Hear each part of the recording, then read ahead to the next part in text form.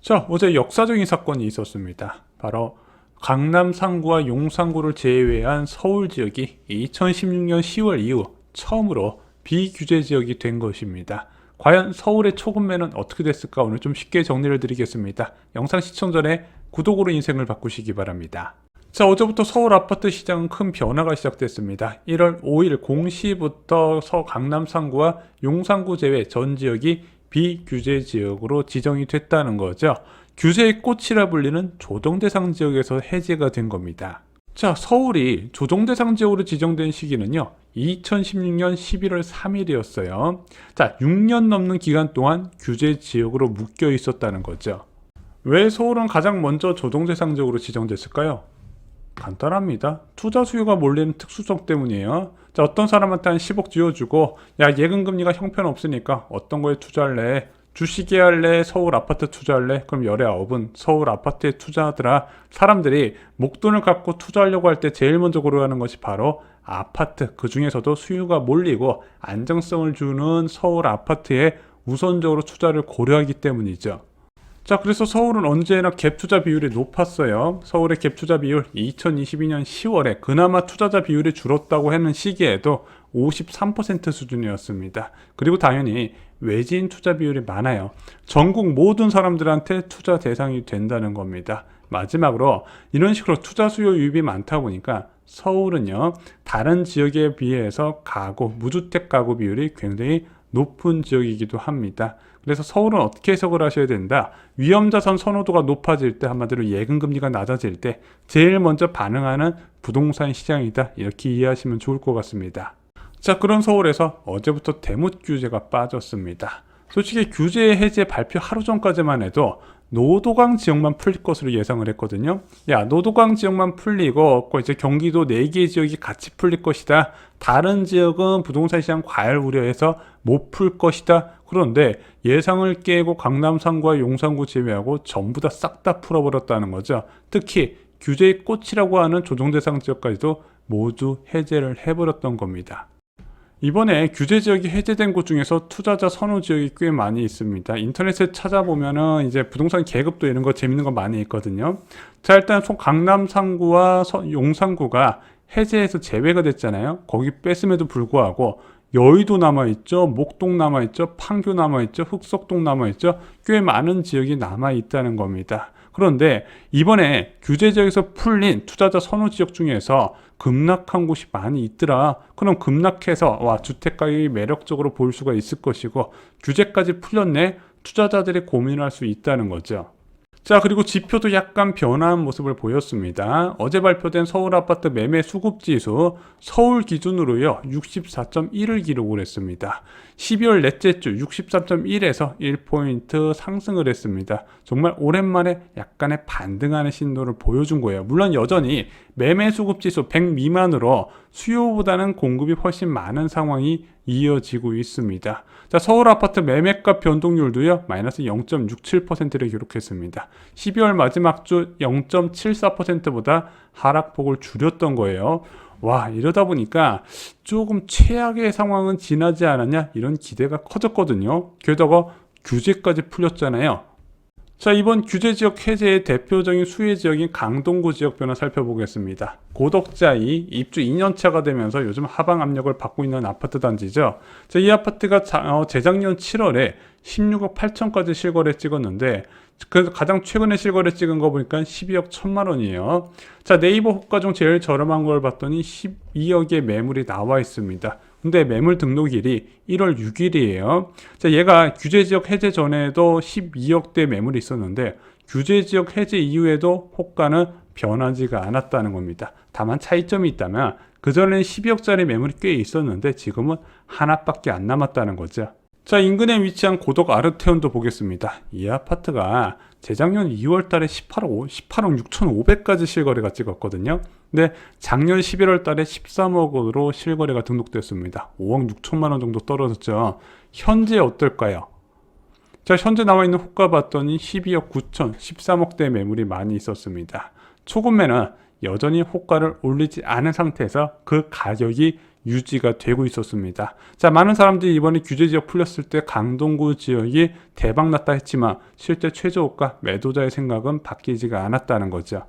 자, 얼마 전에 영상으로 다루었던 위례 신도시 보겠습니다. 자, 위례 신도시에 더힐이라는 아파트가 있어요. 자, 이 더힐 아파트가 2021년 9월에 국민평수 기준으로 16억 4천까지 시거래가 찍혔거든요. 근데 현재 이 영상을 찍었을 때 10억 2천만 원이었습니다. 그럼 37.8% 하락했던 거잖아요. 자, 그러면은 성남시도 규제 지역에서 풀렸기 때문에 무엇인가 변화가 있나 한번 보겠습니다.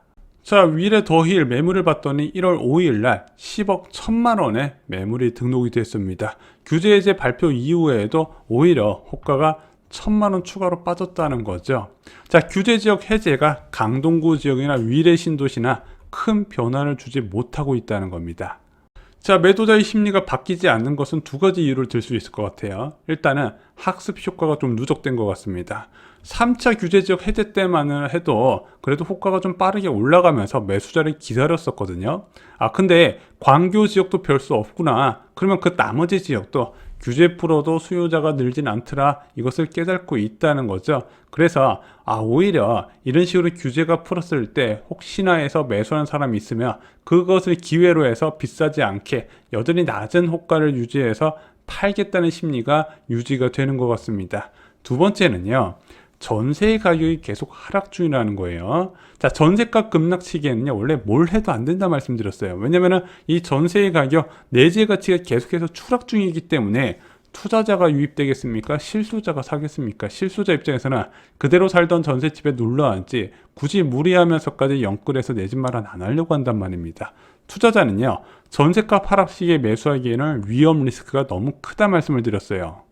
다만 이번 규제 완화로 저는 이렇게 생각을 합니다. 일단 패닉 매도세는 주춤할 거. 지금 아파트 단지마다 두 가지 하락 케이스가 있다 말씀드렸죠. 랜드마크 대단지 중심으로 고점 대비 30% 이상 하락하면서, 자, 여기서 거래가 좀 이루어지고 있는 단지, 그리고 10에서 15% 정도 하락하면서 거래 없이 계속 그 호가를 유지하는 단지.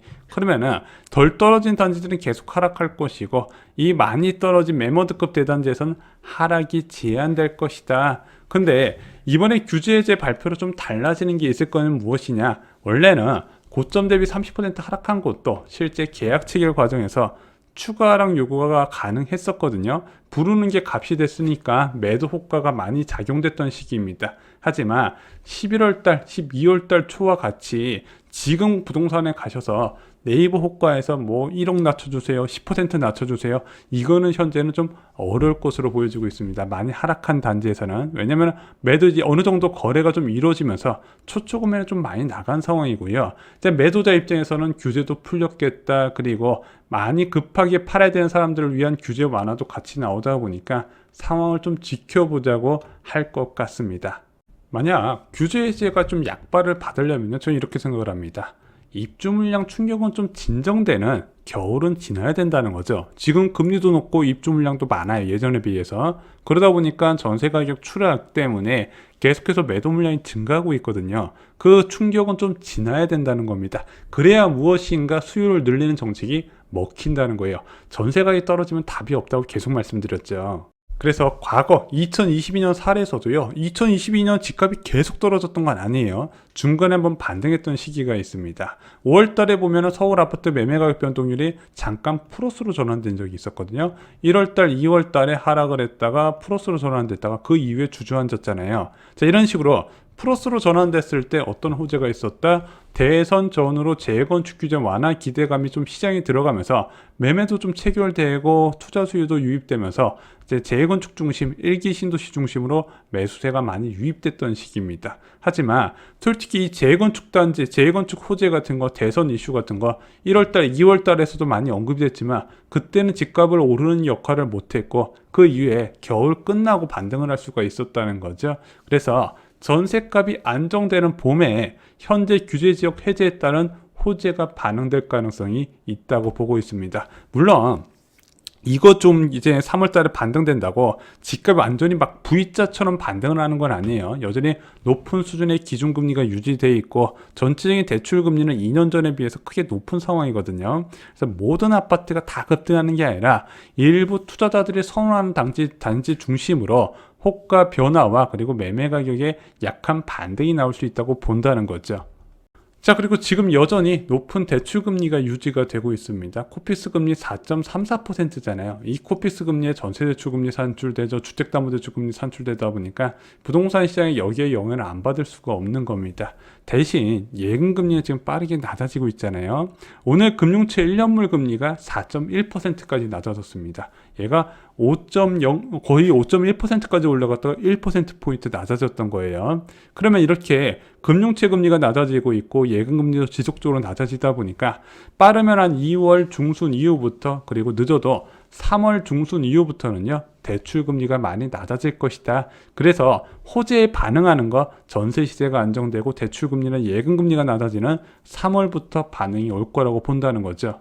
자, 오늘 영상 결론 내보겠습니다. 서울 지역은 2010년 이후 조정대상 지역 해제라는 엄청난 호재를 맞이했습니다. 하지만 이 규제 완화의 반등 강도는요, 지금은 알 수 없다는 겁니다. 3월 이후에 결정이 될 것이다. 그래서 어느 정도 범위까지, 어느 정도 강도까지 반등할지는 현재까지는 예상하기는 어렵지만, 그래도 지금 같은 최악의 상황, 거래 감은 상황은 3월 이후에 조금은 나아질 거라고 보는 겁니다.